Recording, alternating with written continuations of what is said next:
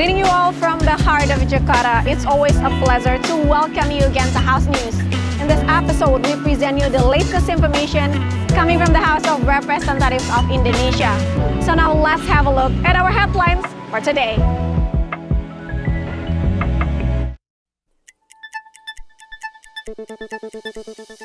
Speaker of the House Puan Maharani received an honorary visit from the President of the Cambodian Senate to discuss strengthening bilateral cooperation between Indonesia and Cambodia.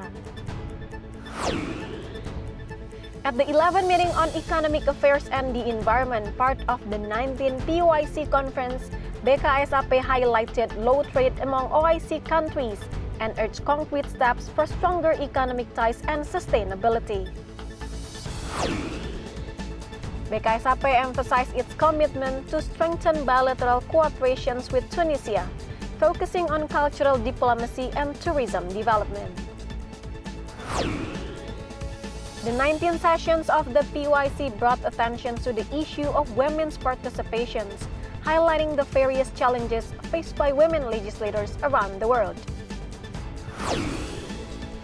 At the Pre-Versailles 2025 International Awards, Museum Saka in Jimbaran, Bali was officially recognized as one of the most beautiful museums in the world. In addition to bilateral matters, the meeting between the Speaker of the Indonesian House and the Presidents of the Cambodian Senate also exchanged views on current global issues, including trade conflicts and geopolitical developments. During the meeting, Puan Maharani stated, Indonesia and Cambodia continue to make progress in their cooperations, especially in the economic sector. This can be seen from the economic cooperation volume, which is approaching $1 billion. Baru saja saya menerima atau mengadakan pertemuan dengan Yang Mulia Bapak Hun Sen, Presiden Senat Kerajaan Kamboja, karena hubungan ini memang fondasinya adalah dimulai dari keeratan hubungan antara Presiden Soekarno dengan Raja Norodom. Jadi ya itulah fondasi itu yang beliau sampaikan ingin diteruskan dari dulu sampai sekarang dan sampai di masa depan. Juga beliau menyampaikan terkait dengan solidaritas negara ASEAN, di mana situasi global yang sekarang kurang kondusif, dengan solidaritas ASEAN dan bagaimana menjaga situasi Asia Tenggara dengan solidaritas ASEAN ini menjadi supaya lebih baik dan lebih erat, supaya gejolak yang ada di dunia global itu kemudian tidak mempengaruhi ASEAN secara khusus. Additionally, Puan Maharani hoped bilateral cooperation between Indonesia and Cambodia will continue to be strengthened, especially amid the current global uncertainty. Dodi Muharam, tvrparlemen reports. At the 19th conference of the Parliamentary Union of the OIC member states, BKSAP encouraged member countries to strengthen economic cooperation by working together to develop the halal product industry. The current level of trade between OIC member countries is still very low. From 2022 to 2023, trade among these countries only grew by 1.2%. This number is much lower compared to other regional groups. For example, in the European Union, trade among member countries can reach up to 60% of total trade. In ASEAN, it can reach 25%. This shows that OIC countries are still not trading much with each other and have a lot of room to improve. Therefore, the 19th OIC Parliamentary Conference is expected to produce real and practical steps to boost trade among OIC member countries. One key way to do this is by developing the halal industry, which has strong potential and is relevant to the shared values and market of OIC nations. Mayoritas dari suplai produk halal tidak berasal dari antara negara OKI, di negara-negara OKI yang memiliki kesamaan dari segi kepercayaan, demografis. Jadi bagaimana meningkatkan perdagangan antar negara OKI, khususnya juga untuk industri halal. Tadi disampaikan oleh beberapa rekan kami, misalnya ada dari Indonesia, disampaikan bahwa perlu adanya inkubator misalnya untuk startup, karena ada hampir lebih dari 20% populasi muda itu berada di negara-negara OKI. Bagaimana memberdayakan mereka untuk mengkapitalisasi tren ini. In addition to trade issues Ravindra mentioned, the average achievement of Sustainable Development Goals among OIC countries is only at 17% of the 2030 target. A shared commitment is necessary to achieve and accelerate the implementations of sustainable development, particularly in protecting natural resources and the environment. Adila and Edo, TVR Parlemen Report. On the sidelines of the 19 sessions of Parliament of OIC countries, BKSP of the House and Tunisian Parliament agreed to enhance cooperations in culture and tourism as a means of promoting both countries globally. Vice Chairperson of BKSAP of the House Muhammad Hussein Fadlullah mentioned, cultural diplomacy supported by digital technology can help Indonesia and Tunisia share and promote their unique tradition with each other and the world, even though the two countries are located far apart. He emphasized ambassadors play a key role in building strong diplomatic ties and promoting the culture of their respective countries. Karena memang untuk masalah jarak ini kan agak sulit kita untuk menghindarinya ya, kecuali memang ada satu moda transportasi yang bisa lebih cepat lagi sampai ke satu titik tersebut. Di luar dari itu mungkin adanya pertemuan-pertemuan lanjutan yang sebetulnya ini bisa diinisiasi melalui kedutaan besar Tunisia ataupun kedutaan besar Indonesia yang ada di sana. Itu untuk selalu bagaimana kita mengadakan acara-acara agenda-agenda terkait dengan kebudayaan. Kalau di istilahnya ada pertukaran pelajar, kita ada pertukaran turis mungkin ya, di cover beberapa biaya dan dari Indonesia ke sana juga di cover beberapa biaya gitu. Furthermore, Hussein added, cooperation in tourism with Tunisia will focus on developing a tourist exchange program, including proposal for providing travel subsidies to encourage visits between the two countries. This program is expected to increase national foreign exchange earnings and create new job opportunities. Ajib and Teddy, TVR Parlemen Report. More updates on parliamentary diplomacy will be coming right after the break. Stay tuned to House News.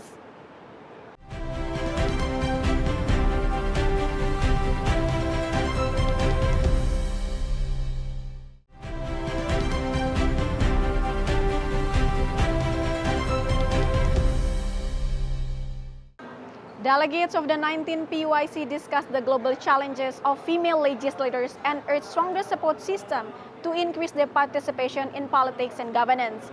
The session underscored the need to create more inclusive political environments for women parliamentarians. Vice Chairperson of BKSAP, Irina Yusiana Roba Putri, encouraged PYC member countries to strengthen women's involvement in politics.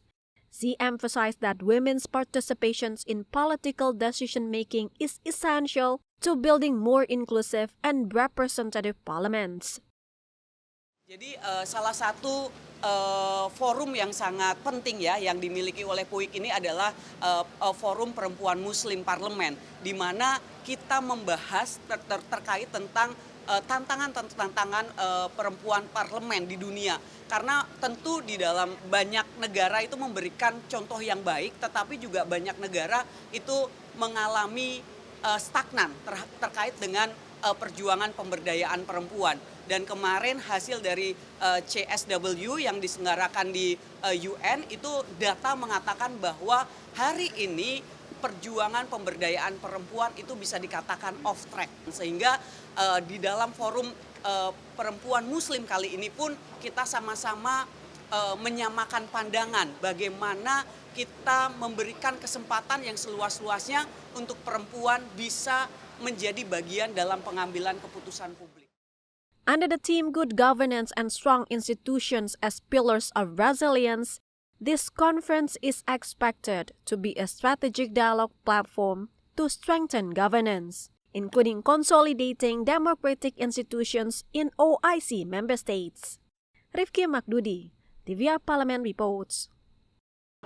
In a bilateral meeting with the Yemeni parliamentary delegations at the 19th PYC conference, BKSAP voiced concerns over the conflict in Yemen and urged open humanitarian corridors and support for peace efforts.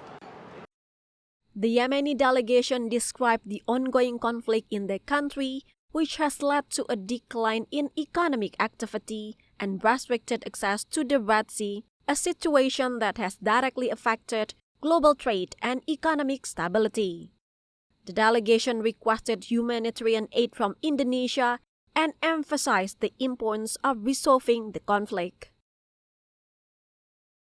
Tadi Yaman memberikan gambaran situasi saat ini di Yaman sedang terjadi konflik yang mengakibatkan menurunnya kegiatan-kegiatan ekonomi maupun juga berdampak pada akses Laut Merah yang tentu memiliki dampak terhadap perdagangan dunia.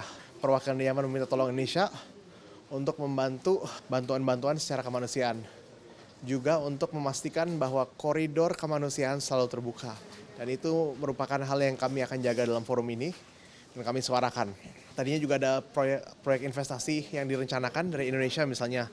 Tadinya terkait pabrik makanan minuman jadi tertunda akibat konflik ini. Tentu kami dari BKSAP ingin menyuarakan perdamaian dan terus mendorong agar koridor kemanusiaan ini terbuka. Furthermore, Vice Chairperson of BKSAP of the House Rafindra Airlangga stated, the Indonesian House through BKSAP will continue to encourage humanitarian access in Yemen at international forums as part of efforts to achieve peace in the region. Halim and Yoga, tvrparlemen report. At the 19th conference of PUIC, BKSAP held a bilateral meeting with the Turkish parliamentary delegations. They discussed cooperations on developing combat drones to strengthen Indonesia's primary defense system. Chairpersons of BKSAP of the House Mardani Alisera highlighted the long-standing cooperations between the two countries, particularly in the defense sectors. He mentioned Indonesia Ministry of Defense recently purchased Turkish-made unmanned aerial vehicles or drones. Madani hoped the government would update the necessary regulations to facilitate smooth cooperations. He believes a joint venture between the two countries could strengthen Indonesia's defense capabilities and reduce dependence on foreign technology.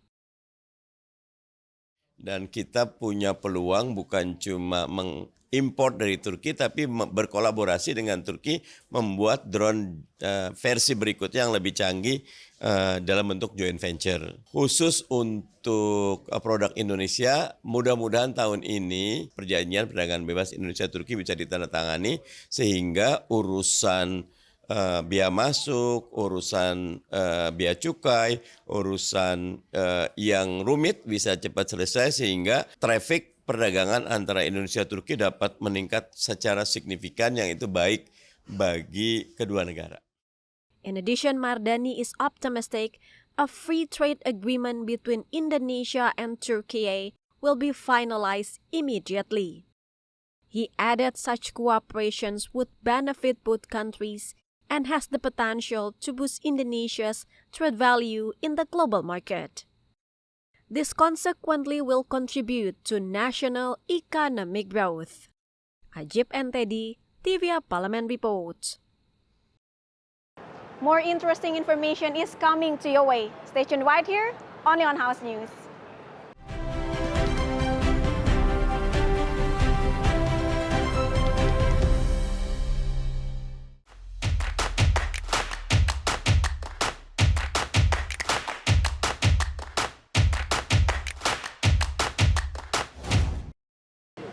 Saka Museum in Bali has been named one of the world's most beautiful museum 2025 by Prix Versailles, an international award based in France that highlights sustainability, cultural expression, and architectural excellence. The announcement places Saka Museum among 7 institutions recognized globally, including the Grand Palais in Paris, Kunsthilo in Norway, the Riyadh Art Futures in Riyadh, and the Cleveland Museum of Natural History in the United States. Located within the Ayana Bali Resort in Jimbaran, Saka Museum has received multiple awards since opening in 2024. It was previously listed among Time Magazine World's Greatest Places 2024 and selected in the top 100 of the Kyoto Global Design Awards. Saka Museum is said to have made culture luxurious in its presentations. Its sloping roof visually connects the mountains and the oceans, while the reflecting pool surrounding the museum shows the ever-changing moonlight. These forms seemingly reflect the Bali Giri Segara philosophy, which is the sacred balance between the mountains and the sea as symbols of spiritual strength and the transformations of future life.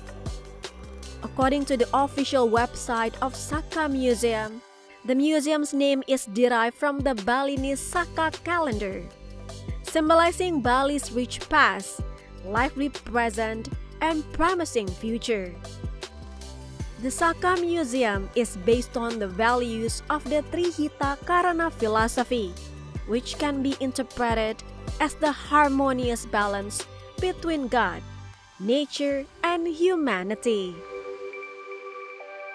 At the height of the Vesak celebrations, thousands of Buddhists gathered to release lanterns into the night sky at Borobudur Temple in central Java. This act symbolizes prayers of hope and the release of negative traits. Every year in central Java, when the full moon rises high above the rice fields and ancient temples, something extraordinary happens. Borobudur, the world's largest Buddhist monument, transformed into a living celebration of faith, peace, and unity.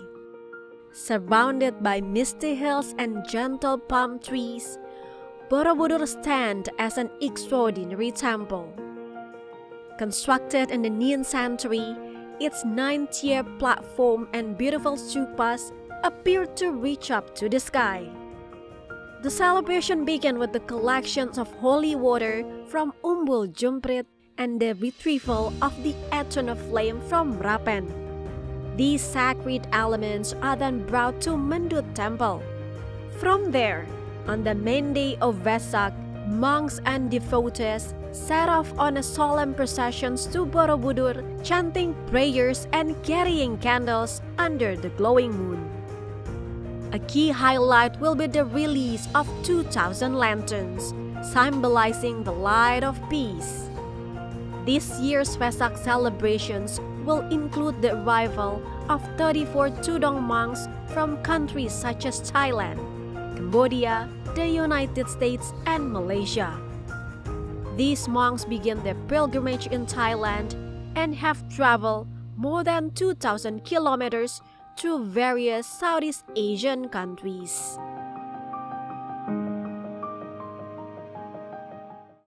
Taronga Zoo in Sydney, Australia has a replica of an Indonesian village. This replica is located within the zoo's tiger track area and is designed to resemble Waikambas International Park in Indonesia.